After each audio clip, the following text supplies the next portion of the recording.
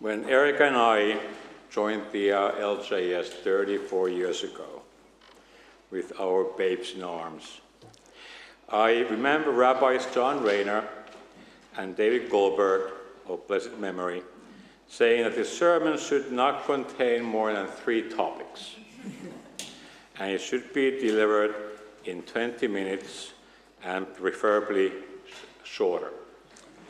I will try my best to follow their wisdom and guidance. However, before turning to my sermon, allow me to indulge in a few personal reflections about this moment. An adult bar mitzvah is quite different from the one we celebrate at the age of 13. At 13, we become B'nai Mitzvah because the calendar or our family tell us the time has come. As adults, we become bar mitzvah because we finally feel ready, or at least ready enough to stop putting it off. The words of Hillel in Pirkei Avot, if not now, when, become an increasingly relevant question as the years race by. At 13, one's sense of belonging and responsibility arise somewhere between the cake and the speeches just before the dancing starts. As adults, it arises with life experience, some wisdom, one hopes, and likely a few more aches and pains. But most importantly, belonging and responsibility come by choice. We arrive at this stage in our lives after moments of joy and disappointment, with some certainty and some doubts, and surrounded by family, friends, and the community. Seeing so many people here today reminds me that this is not a private milestone, but a shared one. Judaism is not a solo endeavor. It is something we live together, share together, learn together, and occasionally disagree about. Usually about whether there was enough food at Kiddush. For me, today represents both a return and a renewal. A return to deeper engagement with Jewish life and a renewal of commitment to learning, growth, and belonging. And in that sense, today's Torah portion could not be more fitting. The parasha is rich with wisdom, and so I will focus on 3 themes. First, freedom without meaning can lead to dissatisfaction. Second, desire without discipline can become a form of enslavement. And finally, third, our society and our communities need active participation and shared leadership. The parasha from the book of Numbers, or more accurately, Bamidbar, the book in the wilderness, offers one of the most psychologically and morally insightful explorations of what happens after liberation from slavery. The Israelites have left Egypt, they have witnessed miracles at the Sea of Reeds, and they have received the Torah at Mount Sinai. They have food in the form of manna and divine guidance and protection in the wilderness.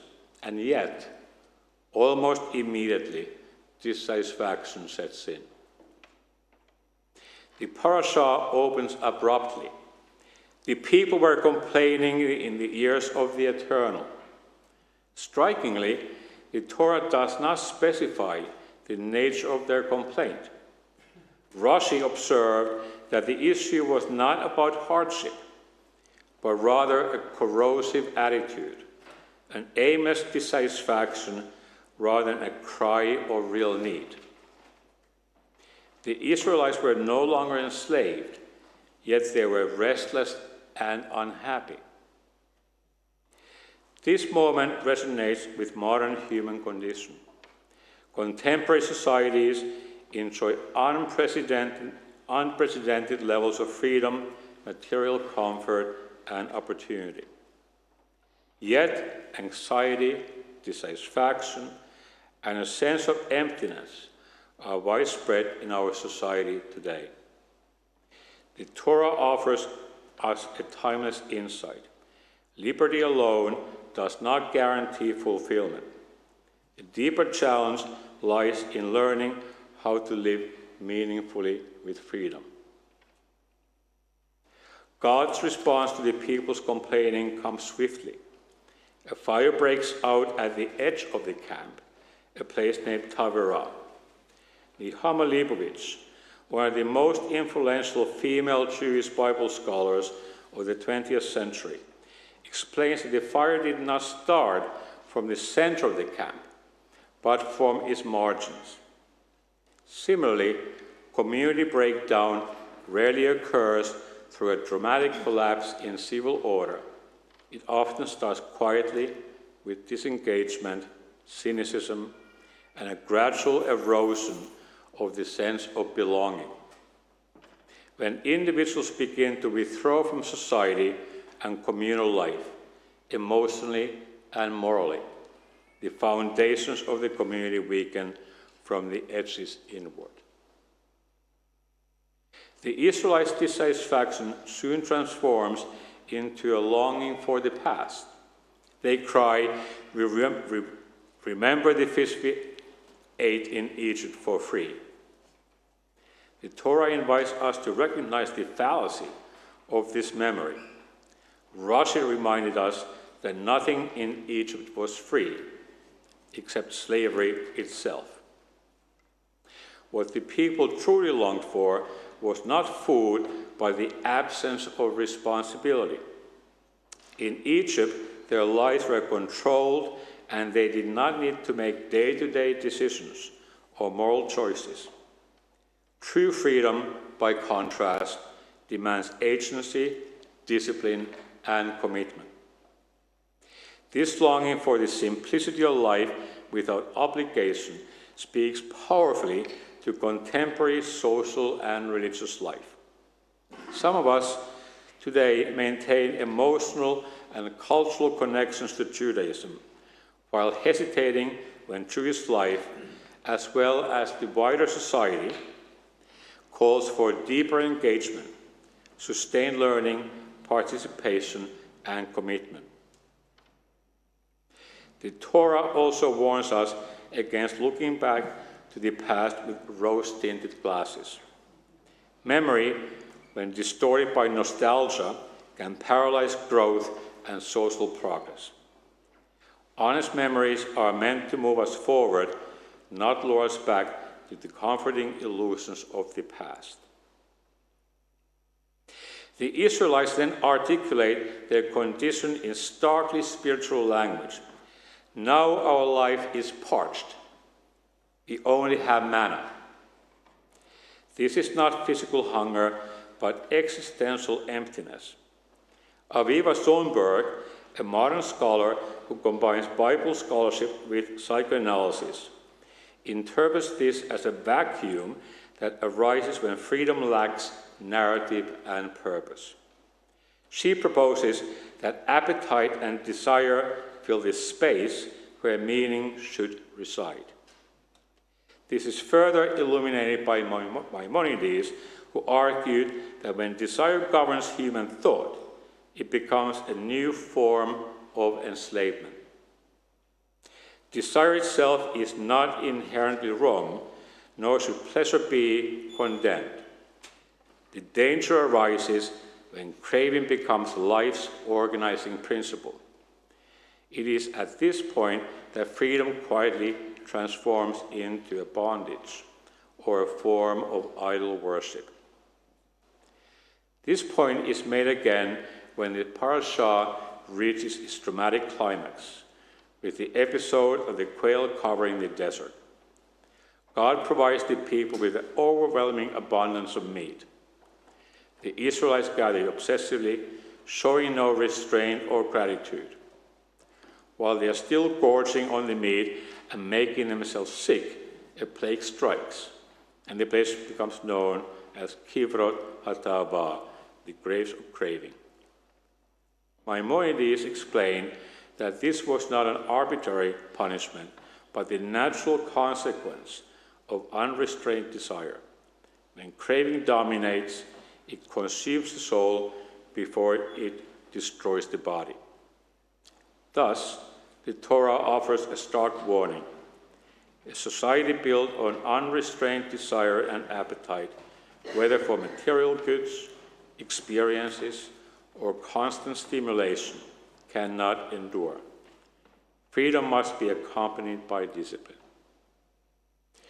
This insight extends beyond food. Modern societies are characterized by constant stimulation, consumption, comparison, validation, and distraction. Endless doom scrolling, perpetual targeted advertising, and a need for social acceptance that turns our lives into performance, intensified desire, while deepening dissatisfaction with society and our own human condition. The Israelites' experience in the wilderness reveals a universal truth. When discipline disappears, appetite rushes in to fill the void. Thus, Schoenberg has aptly titled her commentary on Bamidbar as Bewilderments. We become bewildered with our freedom and our liberty. At this juncture, the Torah shifts its focus from the people to Moses. Overwhelmed by the emotional weight of the community, Moses cries out, "I cannot carry these people alone." This moment is not a failure or leadership, but an honest recognition of human limitations. God's response to Moses introduces a profound lesson about communal responsibility. 70 elders are appointed to share in leadership. When others question this delegation of authority, Moses replies, "Would that all the eternal people were prophets." Leadership in this vision is not concentrated heroism, but collective participation. Political theorist Michael Walzer describes this as a model of shared moral responsibility. And an Israeli Maimonides scholar, Moshe Halbertal, highlights the Torah's movement from solitary leadership towards communal participation. The lesson is clear. A free society or any community cannot survive through passive dependence on a few leaders.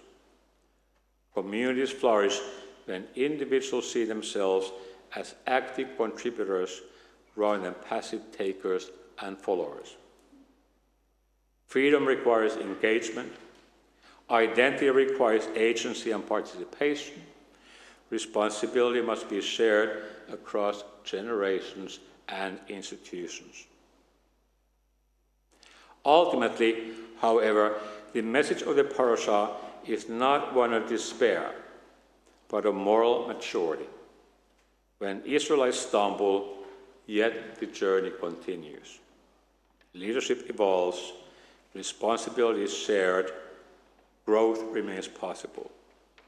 This is precisely the challenge of the promise of Jewish commitment. Jewish identity is not merely inherited, but actively affirmed. Liberation is only the beginning. The true task lies in shaping this freedom into a life of active participation and in our society and in our communities. The Torah urges us to remember Egypt honestly, without nostalgia. Memory should inspire responsibility, moving us forward rather than harking back to the past. Societies decline not just when they forget the past, but when they idealize it. The parasha calls us to move from complaining to contributing, from craving to meaning, and from passive belonging to active participation. Taberah and Kivrot HaTavah are not merely ancient desert locations. They are moral paths and places that every generation encounters. The enduring question remains, will freedom be shaped by restlessness and appetite or by discipline and commitment? Now, When I read the LJS newsletter or visit our beautiful building, I notice all the activities that take place here daily, from the members' choir to the Keep in Touch group to lifelong learning, just to mention a few, organized by active volunteers and guided by our rabbinic team. To me, this is a living manifestation of what today's Torah portion asks of us. So, in conclusion, freedom is the highest gift to humankind. Let us use it well. Transforming freedom into a meaningful life is not easy. It requires work. Affirming and reaffirming our sense of belonging and shared responsibility allow each of us in our own way to contribute to our society and to our community. Ken Yehi Ratzon. Amen.